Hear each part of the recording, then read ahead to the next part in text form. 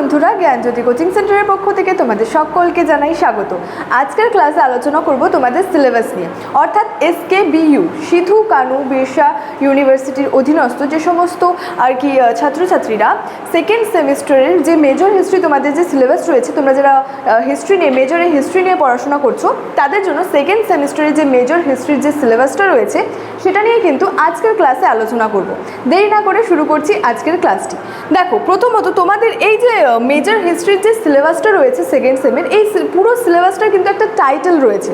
সেই টাইটেলটা কি রয়েছে দেখো, কালচারাল যে ট্রানজিশন ইন এনশিয়েন্ট ইন্ডিয়ার, অর্থাৎ এখানে যে প্রাচীন ভারতের যে সাংস্কৃতিক যে পরিবর্তনটা রয়েছে সেটা কিন্তু তোমাদের এই সেকেন্ড সেমিস্টারে কিন্তু মেজরের যে সিলেবাস রয়েছে হিস্ট্রি সেখানে কিন্তু রয়েছে। এবং এই যে টাইমিং পিরিয়ডটা রয়েছে সেটা হচ্ছে 600 BCE টু 187 BCE, অর্থাৎ 600 খ্রিস্টপূর্বাব্দ থেকে 187 খ্রিস্টপূর্বাব্দের যে প্রাচীন ভারতের যে সাংস্কৃতিক পরিবর্তনটা রয়েছে সেটা কিন্তু তোমাদের এবার সেকেন্ড সেমিস্টারের মেজর হিস্ট্রি সিলেবাসের মধ্যে কিন্তু রয়েছে।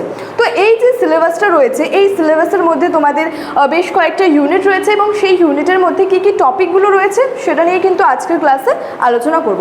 দেখো, প্রথমত তোমাদের যে ইউনিট 1-এ কী রয়েছে, দেখো ইউনিট 1-এ রয়েছে হচ্ছে যে মৌরিয়ান আর্ট অ্যান্ড আর্কিটেকচার, অর্থাৎ এই যে মৌর্য যুগের যে শিল্পকলা রয়েছে এবং যে স্থাপত্য সম্পর্কে কিন্তু তোমাদের ইউনিট নাম্বার 1-এ কিন্তু রয়েছে। এবার ইউনিট নাম্বার 1-এর মধ্যেই আরও কী কী ভাগ রয়েছে দেখো, প্রথমে হচ্ছে যে আর্কিটেকচার রয়েছে, অর্থাৎ এখানে স্থাপত্য সম্পর্কে কিন্তু রয়েছে।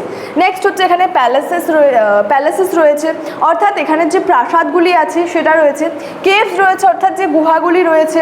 এছাড়াও সেখানে বলেছে যে স্তূপাস অ্যান্ড স্কাল্পচার যেগুলো আছে সেগুলো রয়েছে, অর্থাৎ স্তূপ সম্পর্কে রয়েছে, স্কাল্পচার মানে যে ভাস্কর্য সম্পর্কে রয়েছে, এবং অশোকাস কিন্তু পিলার্সগুলি রয়েছে, অর্থাৎ অশোকের যে সমস্ত যে স্তম্ভগুলি ছিল সেগুলি রয়েছে। এছাড়াও এখানে বলেছে যে cultural relations in Mauryan states as reflected in art and architecture, অর্থাৎ এই যে শিল্পকলা এবং স্থাপত্যের প্রতিফলিত মৌর্য যুগের যে সমস্ত যে সাংস্কৃতিক যে সম্পর্কগুলি রয়েছে সেটা কিন্তু তোমাদের এই ইউনিট 1-এর যে প্রথম পার্টটাতে রয়েছে।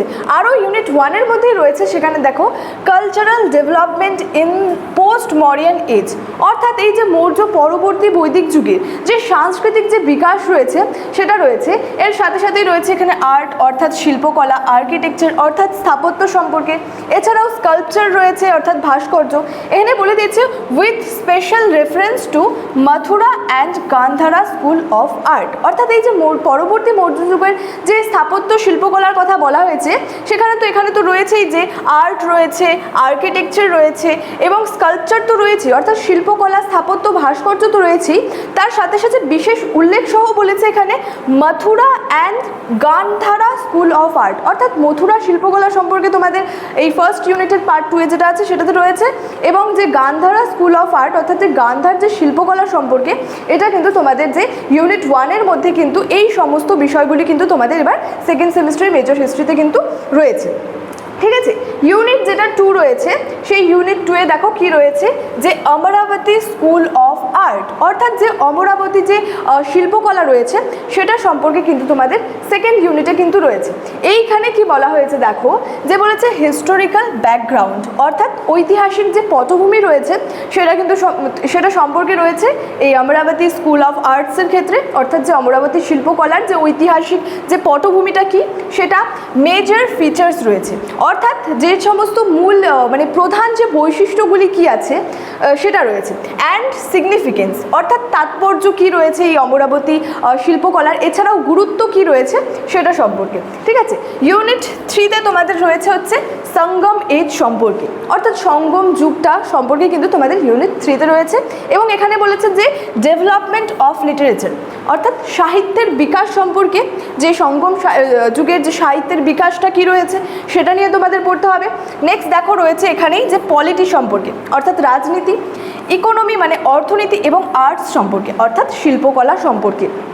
যে সঙ্গম যে যুগটা রয়েছে সেখানে রাজনীতি রয়েছে, অর্থনীতি এবং যে শিল্পকলা রয়েছে সেগুলো সম্পর্কে কিন্তু তোমাদের ইউনিট 3-তে কিন্তু পড়তে হবে। আচ্ছা, নেক্সট দেখো তোমাদের রয়েছে ইউনিট 4।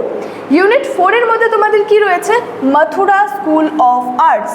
তো এই মথুরা স্কুল অফ আর্টসের ক্ষেত্রে তোমাদের রয়েছে যে early stone sculpture in Mathura and Mathura sculpture style, অর্থাৎ এই যে মথুরায় যে প্রস্তর যে ভাস্কর্য রয়েছে, যে আদি প্রস্তর যে ভাস্কর্য সেটা সম্পর্কে রয়েছে, এবং এখানে যে এই যে মথুরা যে ভাস্কর্য যে স্টাইলটা রয়েছে অর্থাৎ যে শৈলীটা রয়েছে সেটা সম্পর্কে কিন্তু রয়েছে।